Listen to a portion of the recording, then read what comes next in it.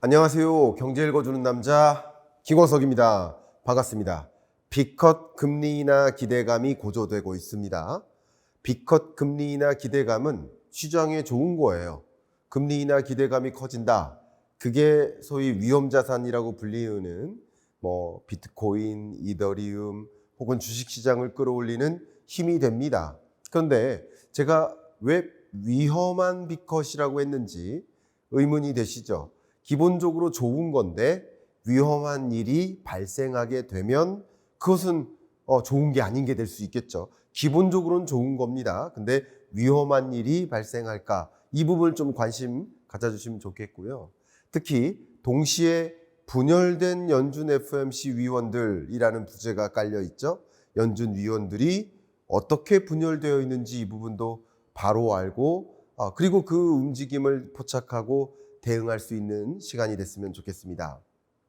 베센 재무부 장관이 0.5%포인트 금리 인하를 시작해서 연속 금리 인하 가능하다라고 주장하는 의견을 냈습니다.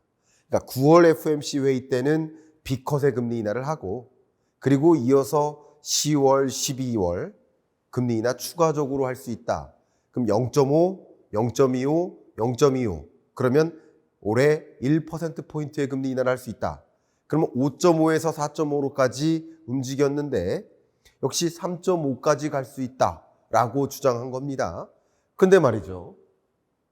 또 역시 이번 주에 있을 빅 이벤트, 제가 항상 강조하고 있는 잭슨홀 미팅, 세계 경제 심포지움, 여기서 파월 연준 의장이 어떻게 연설할 것인가, 뭐라고 발언할 것인가, 금리 인하 못합니다. 금리 인하 없습니다. 라고 정말 이야기할 것인지 금리 인하에 지지 발언을 할 것인지 그 여부에 따라서 시장의 갈림길이 결정될 것이다. 이렇게 보겠습니다. 금리 인하 기대감 때문에 주가가 비트코인 가격이 이더리움 가격이 치솟았는데 그 기대감을 또 크게 떨어뜨리는 그 영향이 파월의 입에 달려있다고 볼 수 있지 않을까요? 역시 잭슨홀 미팅 저도 한밤중에 일어나서 여러분들께 즉시 분석으로 설명드리겠습니다만 잭슨홀 미팅에 따라서도 역시 갈림길이 주어질 수 있다. 이 말씀 드리면서 추가적으로 말씀드리겠습니다. 얼마 전까지만 해도 트럼프 미 대통령은 금리 인하하라, 연준 의장은 안 된다, 팽팽하게 싸우는 듯 했어요. 그런데 얼마 전 트럼프 대통령이 안전모를 쓰고 나타나가지고 연준 건물에 가서 지금 리모델링 하는데 베르사유 궁전 짓느냐라고 하면서 이렇게 많은 돈을 쓸 수 있느냐라고 지적을 하죠. 그렇게 지적을 하지만 결과적으로는 금리 인하라는 압박인 거죠. 왜 내 말 안 듣냐라는 압박을 공식적으로 세계 모든 80억 인구가 보도록 이야기를 한 거죠. 한 가지 이유는 그거고 두 번째 이유는 아마도 국민들 보라고 자 나는 금리 인하를 요구하고 있다. 얘가 나쁜 애다. 얘 때문에 금리 인하 안 하는 거다. 라는 것을 이 주권자들한테, 유권자들한테 공공연하게 보여주기 위한 목적도 있겠죠. 그런데 이제 금리 인하라는 그 시그널에 대해서 시그널이 아니라 실제 9월 금리 인하 기대감이 상당 부분 조성됐습니다. 왜 그런지 하나하나 큰 경로를 말씀드려보도록 하겠습니다. 피벗의 시대예요. 세계 모든 국가들이 25년 들어서 2024년 중반부터 금리 인하를 대대적으로 단행합니다. 스위스 제로금리, 스웨덴 2.0%, 유로존 2.15% 적극적으로 금리 인하를 단행합니다. 영국마저 이번 달 금리 인하를 또 추가적으로 단행하면서 미국과의 금리 격차가 다 벌어지고 있어요. 그런데 미국은 25년 들어 트럼프 정부 들어 한 번도 금리 인하를 단행하지 않았습니다. 피벗의 시대라고 제가 분명히 전망했는데 미국만 예외가 됐어요. 근데 왜 미국만 예외였을까? 세계 많은 국가들은 물가 상승률이 정점을 22년 중반에 찍었고 그리고 물가 상승률이 점차 떨어지다가 목표하는 세계 각국의 중앙은행이 목표하는 2% 목표 물가에 부합하기까지 떨어졌는데 그런데 미국만 물가 상승률이 다시 반등하는 거예요. 왜? 관세 전쟁 때문에 미국 PCE 물가 상승률 그래프를 보여드리면 특히 최근 들어서 헤드라인이든 코어, 근원 물가든 둘 다 반등하고 있어요. 근데 이렇게 반등하고 있는 모습이 더군다나 관세 전쟁의 영향이 제대로 반영되지도 않았는데 반등하고 있어요. 그러니까 관세가 어떻게 영향을 미칠 것이고 그 영향 요인으로서 물가가 얼마나 반등할지 모르는데 세계 다른 나라는 오히려 관세 전쟁 때문에 물가가 떨어지고 있거든요. 미국만 오르고 있습니다. 제가 이렇게 될 것이다라는 이야기를 정말 오랫동안 말씀드렸죠. 실제 그렇게 전개되고 있는 겁니다. 그러니까 미국만 금리 인하 예외였던 거예요. 미국 예외주의가 아니라 미국 금리 인하 예외주의였던 거예요. 한번 왜 미국 금리 인하 예외주의였는지 다시 한번 설명드리겠습니다. 세계 경제는 저성장 고착화돼요. 저성장 고착화된다라는 얘기는 총수요가 줄어든다. 총수요가 줄어든다는 것은 물가 상승률이 둔화된다라는 거예요. 근데 관세 전쟁의 과정에서 더 저성장 고착화되는데 중국은 대미 수출이 줄어요. 중국으로 대미 수출을 늘릴 수가 없어요. 관세 전쟁 때문에. 근데 중국은 미국이 아닌 그 밖에 다른 나라에 대해서는 수출을 늘려나가고 있어요. 이게 뭡니까? 미국으로는 과소 공급, 다른 나라들은 과대 공급. 그러니까 미국은 물가 상승률이 관세뿐만 아니고 과소 공급 효과도 같이 작용되면서 물가 상승세를 자극할 수 있지만 세계 다른 나라들은 과대 공급이 되고 경기 둔화되고 총생산 줄고 그러니까 물가 상승률이 떨어질 수 있겠죠. 보시는 것처럼 향후 물가에 대한 전망도 중국 떨어지죠. 세계 다른 나라들도 물가 상승률이 떨어질 것으로 전망되고 미국만 상승할 것으로 전망이 되는 겁니다. 그러니까 미국만 금리 인하 예외였던 것이다. 이렇게 의견을 드리겠습니다.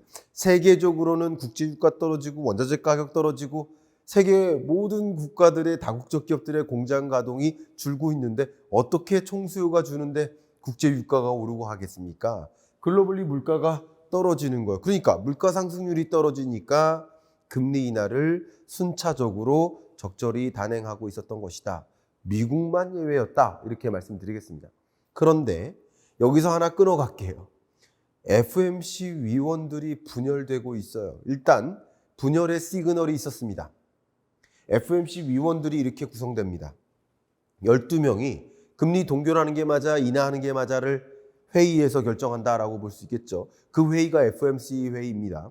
근데 그 12명의 구성은 7명의 가버너스, 연준 이사들, 그리고 5명의 지역 연방준비은행 총재들, 그중에 뉴욕 페드 같은 경우는 항상 붙박이, 나머지는 돌아가면서 결정이 되는 겁니다. 그렇죠? 현재 지역 연방준비은행 총재임에도 불구하고 12명 안에 들어가는 때도 있고 안 들어가는 때도 있어요. 그 해마다 바뀌는 겁니다. 그런데 이 12명의 의사결정 중에 중요한 것, 지난 7월 말 FOMC 회의 때 4명이 금리 동결을 동의하고 FOMC 위원 이사들 중에서 미셸 보우먼과 크리스토퍼 월러는 인하를 주장했습니다. 또 쿠글러 연준 이사는 아예 불참했습니다. 그러니까 금리 인하와 동결이 이렇게 분열된 의사결정을 내리는 것도 32년 만이에요. 지방 연방준비은행 총재들은 다른 의견을 갖고 있을 수 있어요. 예를 들면 뉴욕 연방준비은행 총재는 뉴욕 경제 상황 보니까 고용 침체가 말이 아니야. 우리는 물가도 다 떨어졌어. 우리는 금리 인하해도 돼. 이런 입장일 수 있지만 혹은 그 밖에 다른 지역 연방준비은행 아틀란타 페드 같은 경우는 우리 지금 뭐 금리 인하하면 안 돼. 금리 인상해야 될 일이야. 서로 지역마다 상황이 다를 수 있어요. 그러나 FOMC 위원들의 이사들, 이 앞에 보여드렸던 이 7명의 이사들은 그동안 계속 한 목소리를 내어왔단 말이에요. 32년 만에 반대표가 나왔던 거예요. 그리고 더군다나 그 중에 한 명은 아예 불참했던 거예요. 시그널이 있죠. 그 시그널이 실제 어떻게 결정 내려졌느냐. 역시 크리스토퍼 월러, 미셸 보우먼 부의장, 이 2명이 차기 연준 의장으로 거명됩니다. 그뿐 아니라 쿠글러 이사가 불참하더니 그리고 1월 31일까지 임기를 앞두고 전격 사임을 당장 발표해요. 8월 초에. 그리고 사임을 발표하자마자 연준 FMC 위원으로서 쿠글라의 후임으로서 스티븐 미란을 지명합니다. 스티븐 미란은 백악관의 국가경제자문위원장으로서 거의 트럼프의 경제정책 방향, 관세전쟁, 환율전쟁, 또 감세정책, 이 모든 생각이 트럼프하고 완전히 똑같은 인물이고, 저도 여러 차례 이분에 대해서 말씀드렸지만 이분이 쓴 지난 24년 11월에 썼던 미란 보고서, 이게 가장 인기죠. 이 미란 보고서의 주인공을 FMC 위원으로 쿠글러 대신 지명을 한 겁니다. 그러면 당연히 트럼프의 생각하고 똑같죠. 더군다나 약달러가 필요하다라는 입장이니까 금리 인하를 적극적으로 지지하는 인물이다, 이렇게 볼 수 있겠습니다. 거기에 앞에 말씀드렸던 차기 연준 의장으로서 지명된 크리스토퍼 월러가 지금 그동안에는 인플레이션 상승 위험이 있었지만 이제 제한적이다. 노동시장이 악화되는 것을 더 기다릴 수 없다. 금리 인하에 나서지 않으면 안 된다. 관망하면서 기다리는 접근법은 너무 신중한 것이다. 의견을 발표하고, 보우먼 이사 같은 경우 지난 경제 전망에서 나는 올해 3차례 금리 인하를 전망했었다. 최근 노동시장 지표는 이 같은 내 견해를 강화한다. 노동시장 봐라. 노동 충격이 계속되고 있지 않느냐. 금리 인하해야 된다. 입장이 있는 것입니다. 여기에 앞에 말씀드렸던 또 다른 부의장, 필립 제퍼슨 연준 부의장, 이 부의장도 차기 연준 의장으로서 거론되죠. 그러면 3명의 차기 연준 의장이 FMC 위원들이에요. 이 중에 한 명이 의장이 될 수 있어요. 물론 그 밖에 외부에 있는 나머지 연준 의장으로 거론되는 인물들도 물론 있습니다만, 왜 이렇게 차기 연준 의장들을 미리부터 또 FMC 위원들을 가지고 지명을 하고 있을까? 경쟁하라는 거죠. 무슨 경쟁? 충성심 경쟁. 트럼프 대통령의 의견에 누가 더 부합한 목소리를 내는지 충성심 경쟁을 하라. 그리고 내가 정말 마음에 드는, 나랑 똑같은 생각을 갖고 있는 인물을 의장으로 앉히겠다라는 그런 메시지 아닐까요? 여기에 무살렘 세인트 루이스 연은 총재가 물가 안정과 최대 고용 2가지 목표를 달성하는 데 어렵지만 관세가 인플레에 미친 영향은 대부분 단기적이다. 인플레에 미치는 영향은 단기적이다. 그러니까 최대 고용을 위해서 지금 금리 인하를 해야 된다라는 의견을 발표했고, 더군다나 이어서 콜린스 보스턴 연은 총재도 7월 고용 데이터가 너무 우려할 만하기 때문에 금리 인하를 미뤄서는 안 된다라는 입장을 또 발표했습니다. 자, 그러면 정리하겠습니다. 7명의 연준 이사 중에 3명은 금리 인하를 이미 지지 선언했고, 또 필립 제퍼슨 부의장은 차기 연준 의장이 되고자 아마도 고용 충격을 더 가져오면 안 돼요, 금리 인하해야 돼요라는 입장을 보일 가능성이 높습니다. 아직 공개적으로 의사표명은 안 했기 때문에 추론을 하는 겁니다. 근데 이렇게 추론을 하지만 적어도 백악관에서 필립 제퍼슨 부의장을 차기 연준 의장으로 거론하고 있다는 것은 이 부의장이 상대적으로 백악관의 생각, 트럼프의 생각과 일치하는 데가 있다라고 판단하기 때문에 차기 연준 의장이 될 수 있어라고 거론하는 거 아니겠습니까? 그리고 이미 나머지 지방 연방준비은행 총재들도 선언을 했으니까 여기까지로 보면 정확히 6대 6인 겁니다. 6대 6인데 아직 의사를 표명하지 않은 몇몇 이사들이 있으니까 이제 회의를 하면서 누구 말이 맞는지 또 자기의 판단과 함께 결정을 해 나가겠죠. 그런데 회의를 할 때 기본적으로 내년 임기 5월에 있을 파월의 의견을 더 주목할까요? 아니면 차기 연준 의장으로 거론된 인물들의 주장을 더 근거 있다고 지지할까요? 이 연준 이사들, 지방연방준비은행 총재들의 임기를 고려하면 대략 한 6년 정도 남았거든요. 한 집안 살림을 누구랑 더 해야 돼요. 그런 관점에서 이런 정치적인 고려 때문에 통화정책의 독립성이 훼손되고 있다. 누가 더 충성심을 보일 것인가? 충성심을 보이느라 독립성을 훼손시키고 있다라고 의견을 드려보겠습니다. 그게 바로 연준 FOMC의 분열인 거죠. 그런데 이들이 적극적으로 들여다보는 주요 통계가 하나가 고용이죠. 최대 고용을 이루어야 돼요. 근데 최근 미국의 실업수당 청구 건수가 근래 들어 가장 높은 수준, 약 5년 동안 가장 높은 수준으로 정점을 기록하고 있습니다. 실업자가 늘어나고 있다는 뜻이에요. 더군다나 최근 발표됐었던 비동업 부문의 일자리 추이를 보면 8만 5천 건이 통상적인 그 평균치 혹은 기준선이라고 한다면 그걸 밑도는 7만 3천 건이 발표됐고 종전의 5월, 6월 고용 통계도 대대적인 수정을 하면서 미국 약 25만 명에 달하는 취업자 이 통계가 사라지는 듯한 모습을 확인하면서 미국 생각보다 고용 충격이 심각하겠다라는 생각을 하고 그리고 이제 8월 고용 통계, 9월 고용 통계가 역시 9월 초에 발표되고 10월 초에 발표되겠지만 그 통계는 더 악화되어 있을 거야라고 가정을 한다면 추가적으로 실업자를 양산하거나 추가적으로 고용을 둔화시키면 안 된다라는 생각을 하겠죠.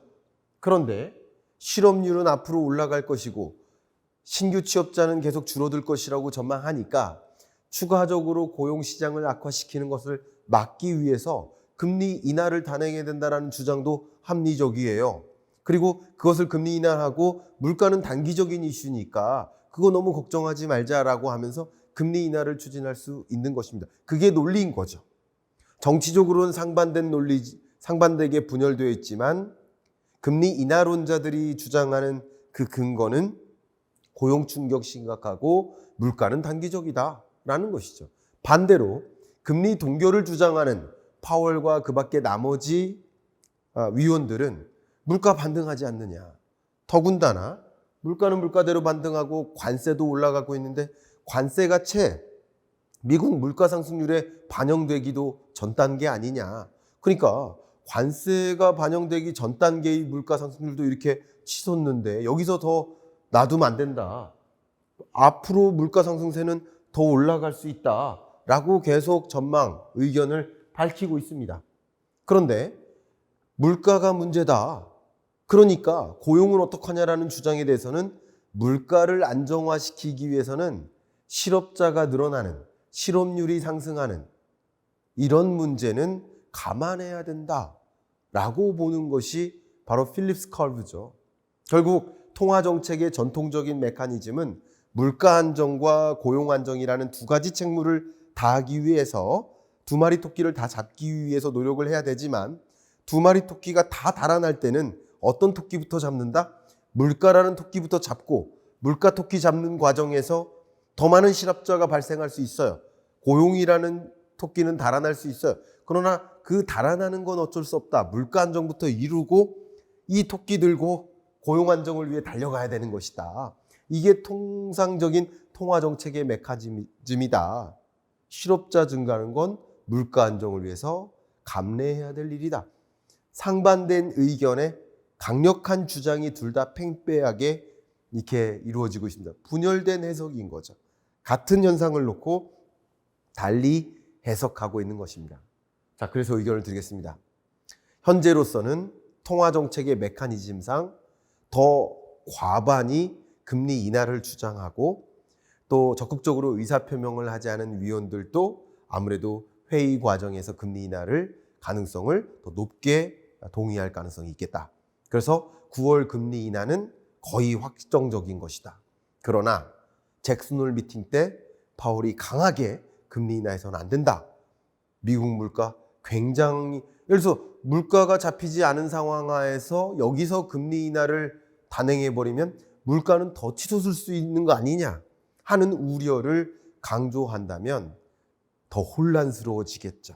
그러면 유동성 장세가 힘을 잃을 수 있겠죠. 이런 부분 기억하시고요.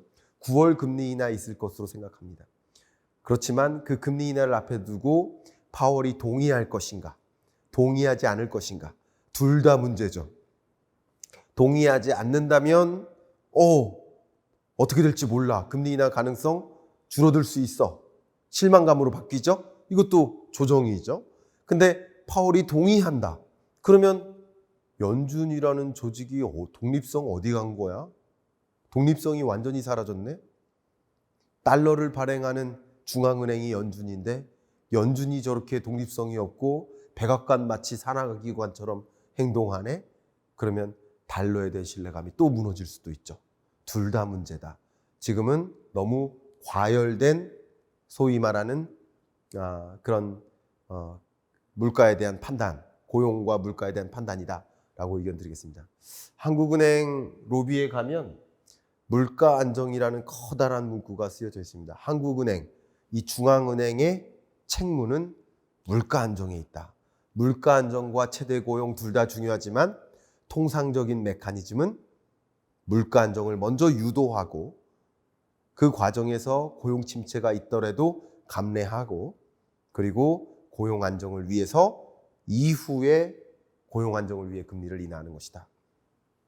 물가는 중앙은행이 잡고 고용은 재정 정책으로 잡는 거 아니냐라는 의견도 일부 있는 거죠. 그러니까 트럼프 행정부가 고용 안정을 위해서 더 노력해줘야 되는 거 아니냐. 우리는 물가 안정을 위해서 노력한다라는 하나의 정책의 양분된 정책 기조도 있는 거죠. 그래서 이런 관점에서 과연 정상적인 통화 정책의 메커니즘에 벗어난 연준의 행보 아닌가 하는 그 신뢰감을 떨어뜨리는 투자자들의 마음도 우리는 이해를 해야 되겠습니다. 이렇게 지금의 금리 인하 결정에 대한 판단을 여러분 해주십시오. 이게 바로 위험한 유동성입니다. 자, 제가 오피셜 클럽을 런칭했고 여러분들과 더 많은 소통을 하기 위해서 오피셜 클럽에서 매주 줌 수업하고 오프라인 특강을 하고 있습니다. 여러분 오피셜 클럽에 조인해서 더 많은 정보 교류, 지식 교류, 강의 참석 희망하신다면 고정 댓글 링크 확인해 주시길 바라겠습니다. 이상 이번 주 경제 읽어주는 남자 마무리하겠습니다. 감사합니다.